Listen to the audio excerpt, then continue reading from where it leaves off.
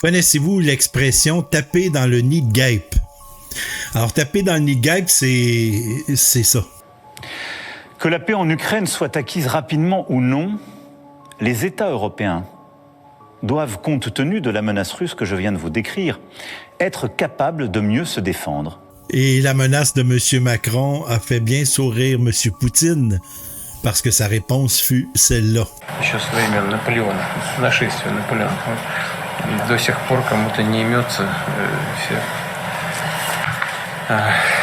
Есть еще люди, которые хотят вернуться ко временам Наполеона, забывают, чем это закончилось. Donc, quand j'ai vu que M. Macron avait tapé dans le nid de guêpe, je me suis dit, c'est dommage parce que en agissant de cette façon-là, il va rendre son pays hostile. Et je me suis dit aussi qu'on n'est pas à l'abri de ça ici aussi, parce qu'avec le gouvernement qu'on a là, ben, il serait capable de faire la même chose que M. Macron. Hein? Alors, quoi faire dans des cas comme ça, à part changer de pays? Et c'est pas évident. Dans quel pays on pourrait bien aller vivre si notre pays deviendrait hostile également? Alors, j'ai consulté le Global Peace Index de 2024. Ça, c'est un livre qui répertorie tous les pays où le taux de paix et de sécurité est de élevé à moins élevé. Alors, j'ai fait la recherche pour vous et je vais vous présenter les 20 premiers pays où on vit en paix et en sécurité. Les voici. Alors, au total, il y en a 163 qui sont répertoriés dans ce livre-là, mais je vous en ai énuméré seulement les 20 premiers parce que sinon, ça aurait été trop long. Alors, voici le top 20. Alors, en 20e position, il y a l'Allemagne avec une population d'environ 83 millions de personnes. Les avantages, économie puissante, bonnes infrastructures, nombreuses opportunités d'emploi et les désavantages, les logements sont chers dans les grandes villes et la bureaucratie est très rigide. En 19e position, la Pologne avec environ 37,7 millions de personnes. Les avantages, le coût de la vie est abordable, la croissance économique est stable et les désavantages, bureaucratie complexe, services publics parfois surchargés. Alors, en 18e position, on retrouve les Pays-Bas avec une population d'environ 17,5 millions de personnes. Les avantages, bonne qualité de vie, mobilité urbaine développée, vélo et transport en commun. Des avantages, densité de population élevée et les coûts du logement sont en hausse. Ça ressemble à ici, hein?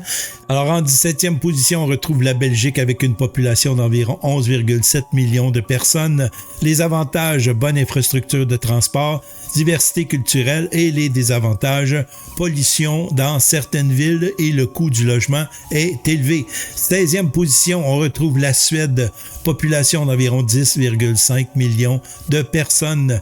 Les avantages, forte politique sociale, éducation gratuite, égalité des sexes. Désavantages, l'impôt élevé, le coût élevé du logement.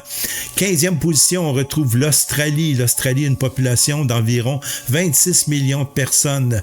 Les avantages, bonne qualité de vie, climat agréable et environnement multiculturel. Des avantages, risques climatiques comme les incendies et la sécheresse et les coûts élevés de la vie. 14e position, on retrouve la Finlande avec une population d'environ 5,6 millions de personnes. Les avantages, éducation gratuite et de qualité, nature préservée et faible corruption.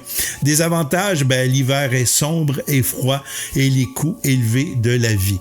13e position, on retrouve le Japon avec une population d'environ 125 millions de personnes.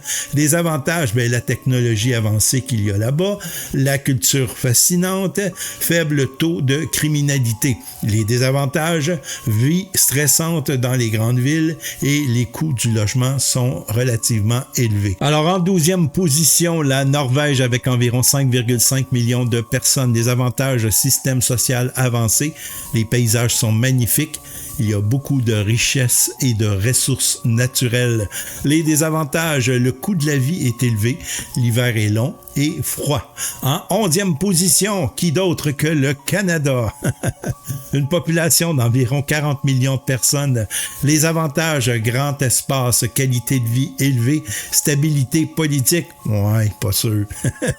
Des avantages, l'hiver rigoureux, on l'a vu il n'y a pas très longtemps, le coût de l'immobilier dans les grandes villes 2000. Effectivement, ça coûte de plus en plus cher de vivre au Canada. En 10e position, la Malaisie, population d'environ 33 millions de personnes. Les avantages, faible coût de la vie, bonne cuisine et diversité culturelle. Les désavantages, climat chaud et humide et pollution dans certaines villes. En 9e position, on retrouve la Slovénie avec une population de 2,1 millions de personnes. Les avantages, c'est les paysages sont magnifiques, le coût de la vie est relativement bas et il y a un faible taux de criminalité. Les désavantages, opportunités d'emploi limitées et forte bureaucratie. En 8e position, on retrouve le Danemark avec une population de 5,9 millions de personnes. Les avantages, le système social est avancé, les transports publics sont efficaces et l'équilibre travail-vie est excellent. Les désavantages, les impôts sont élevés, le climat est froid en hiver. En 7e position, on retrouve le Portugal avec une population d'environ 10,3 millions de personnes.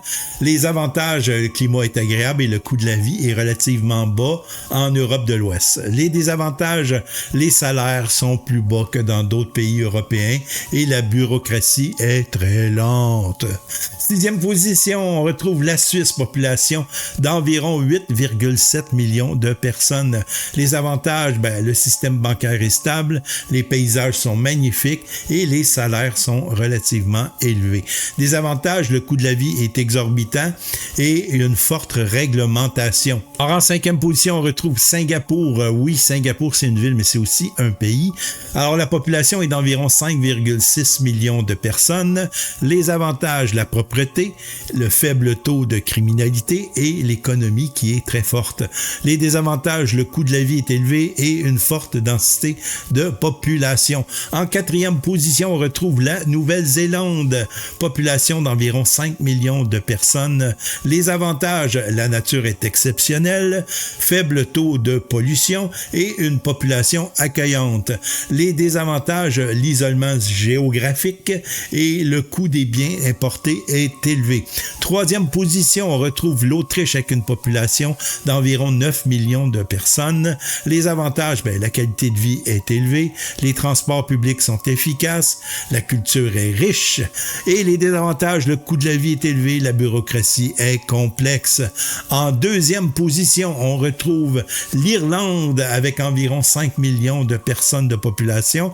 Les avantages, l'économie est dynamique, fort niveau de sécurité, paysage pittoresque et les désavantages, le coût du logement est élevé, la météo est souvent pluvieuse et les infrastructures de transport sont limitées.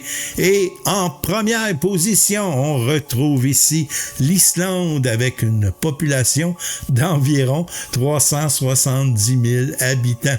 Les avantages, faible criminalité, nature magnifique, système de santé et d'éducation de haute qualité et les désavantages, le coût de la vie est élevé, le climat est froid et rigoureux et l'isolement géographique. Alors voilà, c'était le top 20 des pays les plus en paix dans le monde. J'espère que ça vous rendra service. Non, j'espère que non. J'espère qu'on n'aura pas à déménager. Sur ce, qui que vous soyez, où que vous soyez, je vous souhaite une excellente journée. Bye tout le monde.